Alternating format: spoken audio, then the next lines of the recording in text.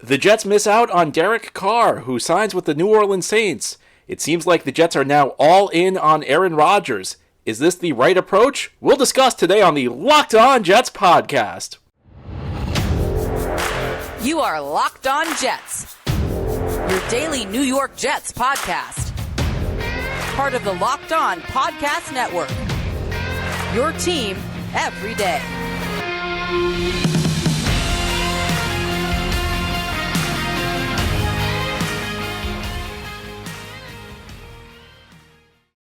Welcome, this is the Locked On Jets podcast, part of the Locked On Podcast Network, your team every day.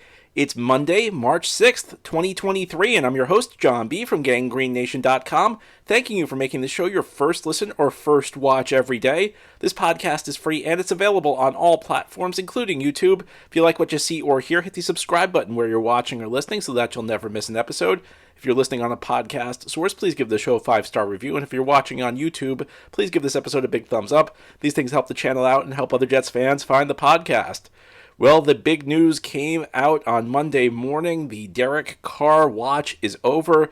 The veteran quarterback has signed with the New Orleans Saints. It is a 4-year contract worth $150 million. $100 million guaranteed. The average salary is $37.5 million.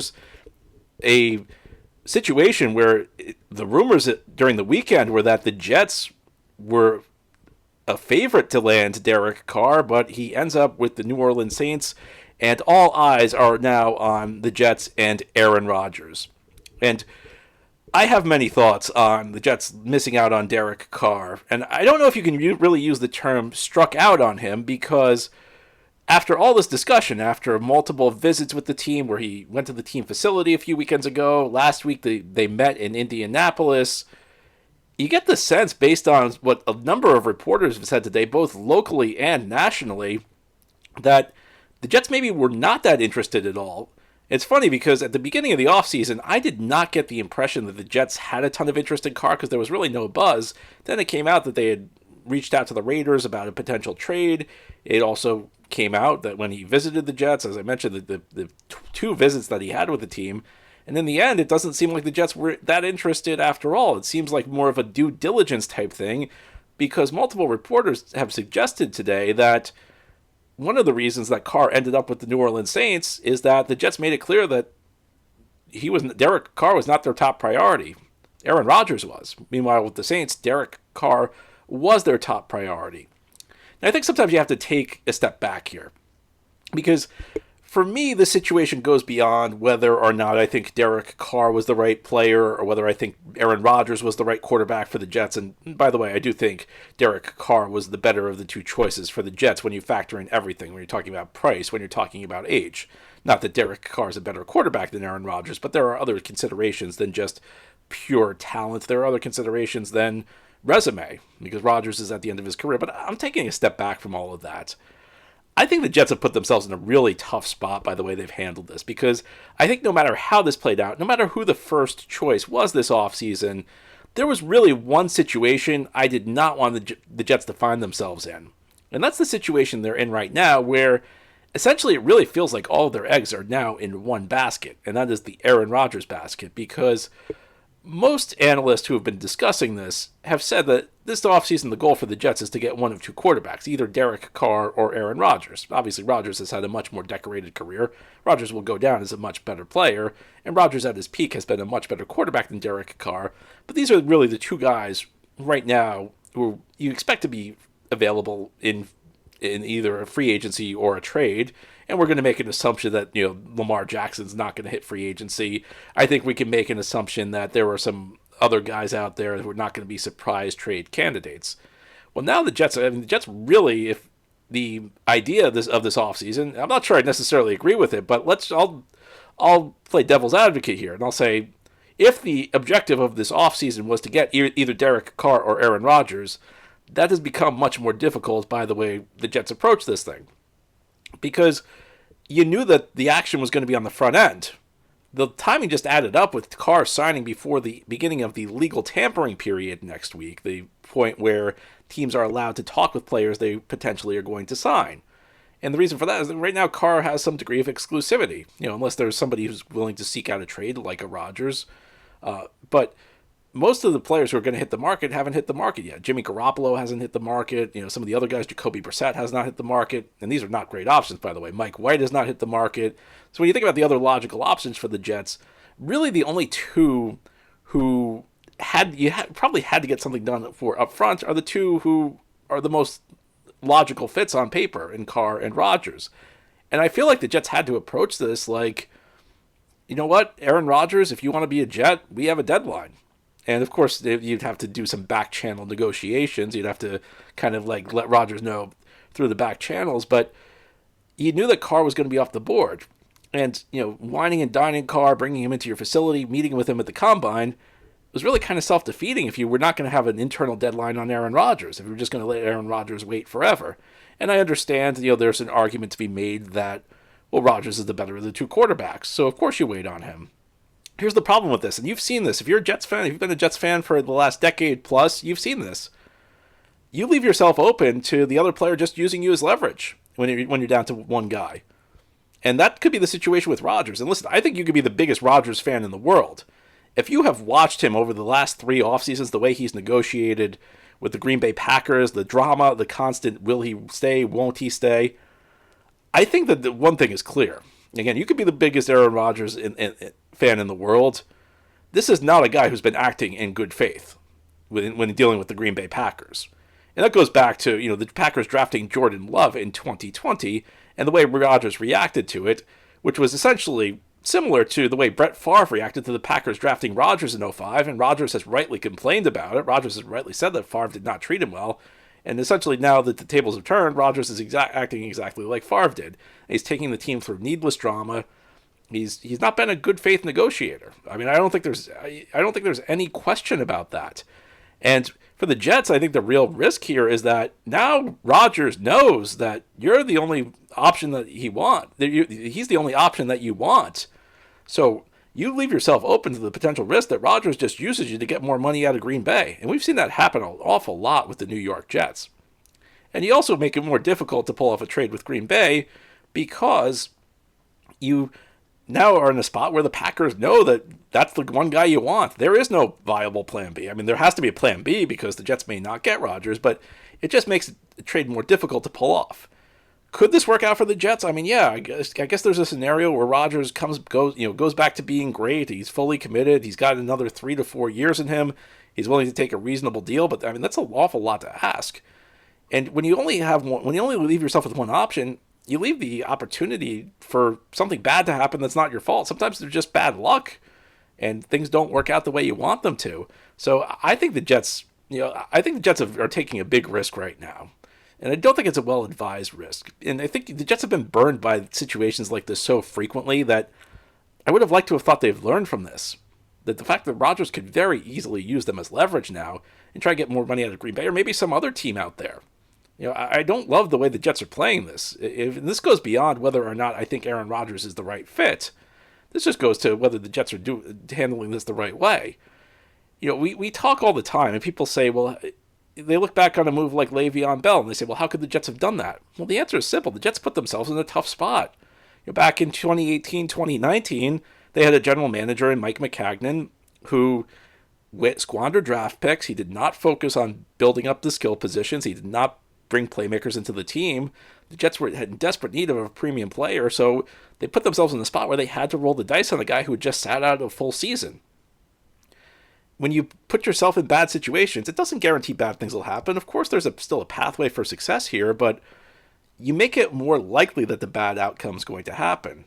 And I'm saying that the bad outcome is the Jets not getting Rodgers, and I'm not even sure that's necessarily the case, but when I look at the situation, even when I get past the idea that I think Derek Carr was a better fit than Aaron Rodgers, I just don't like the way the Jets are playing this because they've really painted themselves into a corner here where essentially the one outcome that they can have is getting Aaron Rodgers, and even then there's a lot of complications to that deal. And beyond that, it becomes more difficult because now the Packers and Rodgers both, I think, have more leverage than they did this time yesterday. I think the Jets had to have a short runway for an Aaron Rodgers deal because it's a really tough thing to pull off. And I don't think you can spend your full offseason just hoping it's going to happen. Maybe it'll work out, but I think the odds of success have gone down for the Jets based on the way they've handled this.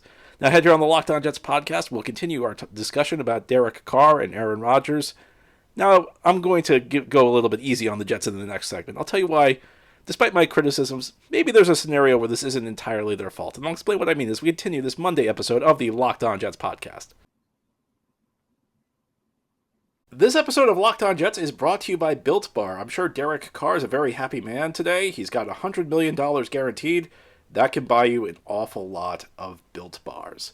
And you got to try Built Bars because these bars are absolutely delicious. They're all covered in 100% real chocolate. That's right, real chocolate.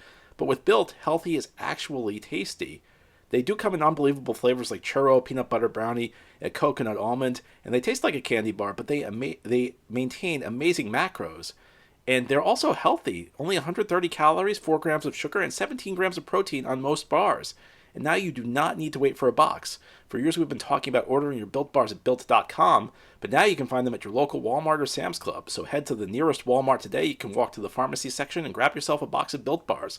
Pick up a 4-bar box of cookies and cream, double chocolate, or coconut puffs. Or if you're close to a Sam's Club, run in and grab a 13-bar box of hit flavors like brownie batter and churro. Or go to Built.com and order Built Bars. There's so many delicious ways to get these great bars. Built Bar. You can thank me later. Thank you for making Locked On Jets your first listen or first watch every day. This podcast is free and available on all platforms, including YouTube. We're talking Derek Carr today. The former Raiders quarterback has signed with the New Orleans Saints. It's a 4-year contract worth $150 million, $100 million guaranteed. So Carr's obviously a very happy man. A lot of Jets fans are very nervous now because right now it seems like Aaron Rodgers are bust for the Jets. And I told you in the first segment that I do not love the way the Jets played this situation out. I think that their strategy has left something to be desired. I think the strategy has put them at too much risk. I think that they could have handled this differently. But there are some things that are not the Jets' fault. I think whenever you miss out on a free agent, there are a couple aspects to it. First of all, what your team did wrong. And there are some things the Jets did wrong. But there's also some things that are beyond your control. Every player has their own style. So when people talk about New York, whether it's a draw or whether it's not, it really depends on the individual. People talk about the hypothetical glory that comes with leading a New York team to victory, how there's nothing like it. People talk about some of the other less desirable aspects of playing in New York, and namely that there's a lot of pressure. And there's a lot of pressure wherever you play in the NFL, but New York, it's amplified because, another city you may have 1 or 2 beat writers. New York, you have a ton of guys who are at your locker after every game questioning you, writing about you. You got talk radio. You have a more intense fan base than anywhere else. So you never know what players value. And there are certain issues. Some people may like New York City, and that's true. It's true. Some people love living in New York City or this area. Other people don't. There are like a million different things that could come into play with this. So we don't really know what was going on with Derek Carr. I mean, there have been some suggestions that maybe playing in more mellow markets through much of his career, was he going to be a great fit in New York? Well, we don't really know that. I think sometimes that could be too easy of an excuse, but I do think there's a question of whether he wanted the intensity. And again, it's something we'll never really know the answer to. He's not going to give us an honest answer, and part of it might be that he wasn't really that interested in the Jets. It could be a situation that I just laid out for you with Aaron Rodgers. I've talked about how through the years, and it's true, and you can think of the players, there have been a number of players who really did not have much of an intention to play for the Jets, but they played up their interest. You heard their agents released stuff to the media saying they were really interested in the Jets, and really what they were trying to do was get another team to bid higher, fake another team out into thinking that they were considering signing with the Jets so that the other team would increase their offer. Sometimes that happens. Now, I'll be honest with you, part of it is the Jets' fault. If the Jets are not attractive enough at this point, and they should be a little bit more attractive than they've been in years past, because as a quarterback, first of all, you're going to get a really good defense. A defense that played excellent football last year. Beyond that, you do have some intriguing pieces on offense for the first time in, over a decade. Unless you want to count the Brandon Marshall, Eric Decker year, but you've got intriguing young players on offense in Garrett Wilson and Breece Hall, and, who knows what we got in Elijah Moore, but you got 2 legitimate guys who could be go-to guys in this league who are entering their second season. So the team should be more attractive, but it is true that the Jets do have a recent history of failure. This team has not been in the playoffs in 12 years. And again, the Jets have to take some of the blame for that, but it also makes them a tougher sell. And the Jets, I think they've done a better job. I think that they're improving, but it's also possible that Derek Carr just was not interested in becoming a member of the New York Jets, and it's also possible that he was just using them. And one of the things that could come into play there is what I just mentioned. Over the weekend there was buzz that Carr, the Jets were the favorites, and maybe did that get the Saints to increase their offer a little bit? That's entirely possible.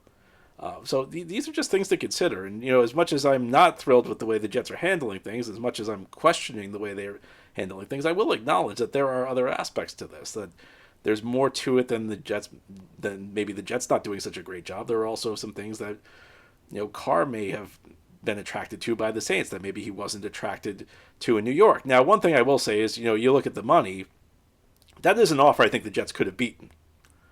At $37.5 million, that's it's a lot. I'm not saying $37.5 million a year. Look, I'd take $37.5 million a year. I'd take $3.75 million a year. I'd take 10% of that. So I don't want to act like it's a small amount of money, but for the rates of getting a quality NFL quarterback, it's not a bad deal. It's not a bad deal for the Saints, especially when you look at the direction things are going, because the NFL's new TV contract is kicking in soon, and if you're not familiar with the way the salary cap works, the salary cap is a percentage of all the revenues the league makes, and this new contract is going to double what the league's been making through its TV deals, and the number one source of revenue in the NFL is the TV deals. So $37.5 million is not a great amount. We know the Saints have some cap issues, so at some point they were probably going to be capped out, and taking this a little bit deeper, although the Jets have some short-term cap tightness, in the longer run they're okay. So the one thing I do look at here as a little bit of a caveat is, sometimes what happens is the player really doesn't want, and we've seen players who maybe did not want to go to the Jets, but they would if the Jets blew the other team's offer out of the water. I do think this is a situation where the Jets could have beaten the Saints' offer pretty comfortably, and they still would not have necessarily been making a bad deal with Carr, and they still would not be putting their long-term financial health in jeopardy. So from that standpoint, maybe you blame the Jets a little. I think there's a little bit of nuance to this. I think some of what the Jets have done is their fault. I think some of what they've done is not their fault. I think I want to be fair, though, and give you both sides. It's not all the Jets' fault, but I do have some questions with the way they've operated, with the way they've kind of planned this thing out, because now they've put themselves in a really difficult situation. And that situation means that I think they're going all in for Aaron Rodgers as we continue this Monday episode of the Locked On Jets podcast. We'll talk about what that means. We'll talk about what the Jets could do. We'll talk about the potential time frame. All this as we continue this episode of Locked On Jets.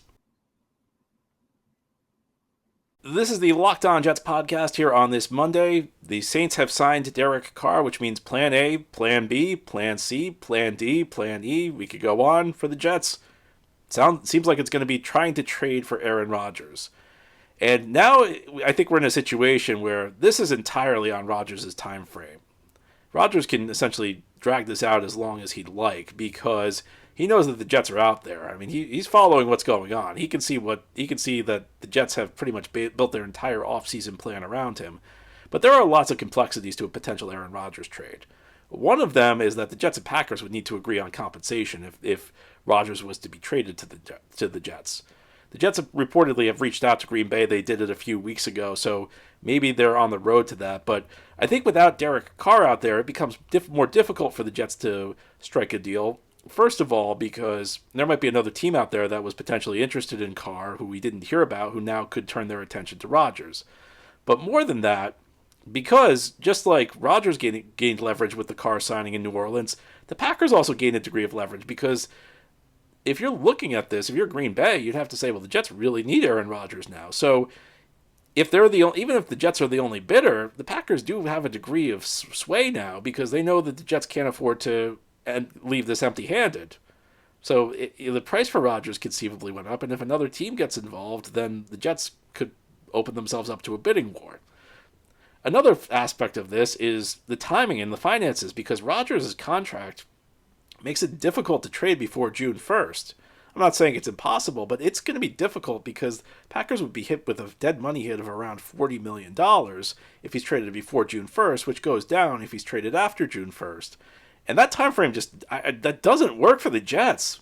I don't see how, and this is one of the reasons I've been skeptical of the idea of a potential Rodgers trade, because what makes the most sense for Green Bay is probably to wait until the summer. But if you're the Jets, do you want Rodgers not in your building all summer? Do you want not in your building till the summer? Do you want him to miss the offseason program? Do you want him to miss an opportunity to get the playbook early, to work with some of your young receivers? It's a tough spot, and that's something else that needs to be worked out. And I'm not sure whether there's a way it could be done financially. You always talk about redoing a contract, but the mechanics of Rodgers' deal, I think, would make that awfully difficult to do. And the biggest potential obstacle to this is, does Rodgers want to come to New York? Does Rodgers want to play with the Jets? And that's something we don't know. And I'm not of the mind that I'm going to try and figure out what Aaron Rodgers is going to do after these last couple of years, because I'm not even sure Aaron Rodgers knows what Aaron Rodgers wants to do from day to day. But Jets are going to have to sell him on coming to this team. And for all the talk that, maybe Green Bay is ready to move on from Aaron Rodgers, for all the talk about the Jets potentially being interested in Aaron Rodgers, for all the talk about Aaron Rodgers being ready to move on from Green Bay, there's been one set of rumors that really we've not heard much about. That's Aaron Rodgers wanting to come to the Jets. We don't know what Rodgers' mindset is. Maybe he wants to one-up Brett Favre. We know what a big role Brett Favre played in his career. We know that Aaron Rodgers does not necessarily love Brett Favre, so who knows? Maybe Rodgers just decides, Favre failed in New York. I want to go to New York and succeed, and that'll help me one-up Favre. We don't know that, though. And I think one of the things that makes this kind of difficult is Rodgers, as he approaches 40, does he want to end his career on the one team he's ever known, the one fan base he's ever known? Or does he want to come to a new fan base? And, I guess you could say there's an argument to be made. I mean, I think for any quarterback, ending a long Super Bowl drought like the Jets have is something that can enhance your legacy. I think this particular franchise, there are certain franchises out there, Detroit, Cleveland, the teams that have just gone forever since a championship, I do think that there's something to the idea that maybe if you're looking to enhance your legacy, to take another step on the list of all-time quarterbacks, maybe there's something there, but is that the kind of thing that will motivate Aaron Rodgers? It's something we don't really know. So I guess as part of the reason I question why the Jets had operated the way they did with Derek Carr is that there are so many complexities to a Rodgers trade. Again, this goes beyond whether or not I think it's a good idea. The mechanics of this are going to be very difficult to pull off. And even in a world where the Jets do everything right, and the Jets do everything within their power to get Rodgers, you can find yourself in a situation where you just can't get him because there are other factors at play that are beyond your control. Well, if you're a Jets fan, you just have to be hopeful. You have to try. You have to hope that the best will work out. I mean, we certainly have earned some good luck after the last decade plus, but I don't blame you if you're nervous tonight, because the way the Jets have handled this have put themselves in a very risky spot. And we'll talk about it in the days and weeks ahead, but that's all for today's episode. This has been the Locked On Jets podcast, part of the Locked On Podcast Network. Your team every day is our motto. As always, if you enjoyed the show, hit the subscribe button where you're watching or listening so that you'll never miss an episode. If you're listening on a podcast source, please give the show a 5-star review. If you're watching on YouTube, please a big thumbs up. These things help the channel out and help other Jets fans find the podcast. Have a great Monday, everybody. We'll be back tomorrow to talk more Jets.